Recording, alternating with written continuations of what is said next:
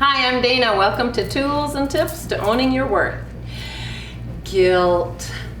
It's time to talk about guilt on this beautiful sunny day in June. Well, all week this week, my clients have been coming in and talking about how they're raising their vibration and they're choosing themselves and they're working on their worth and they feel guilty. Okay, setting boundaries. Well, and then I feel guilty and then I feel like I have to work through the guilt.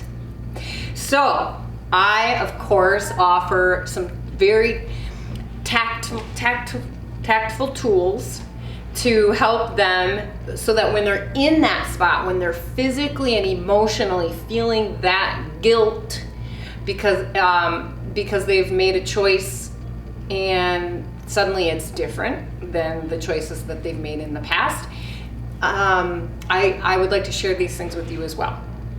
So let's take setting boundaries, for instance, and I will link that episode here. When we choose to set a boundary because we're trying to improve or heal a relationship from our end, we are making different choices and doing different actions, okay? And that will sometimes, a lot of times, stir up feelings of guilt, okay? When you're physically feeling it, wherever it shows up for you, please ask yourself mentally, what have I done wrong? What have I done wrong? Because guilt, the definition is that you've done something wrong, like murder, robbery, larceny. You know, these are things that hopefully bring a lot of guilt, okay? Telling a person no because your bandwidth is full and you can't put a single new thing on your plate is not a situation to honor guilt. You didn't murder the person. You didn't, push the person off of a cliff. You said no because you don't have time for another task. So tool number 1 is tell yourself the definition of guilt. And then ask yourself, what have I done wrong here? And I am going to skip ahead to the magical answer, which is nothing. You haven't done anything wrong. And that's where tool number 2 comes in. So once you've decided, you know what, I really haven't done anything wrong. Like being at home on a Friday night in my pajamas on the couch by 7 o'clock and just absolutely loving the fact that I'm here, I haven't done anything wrong, okay? So when you get there, then what I'd invite you to do, which is tool number 2, which I beg and plead for people that come and see me to use, is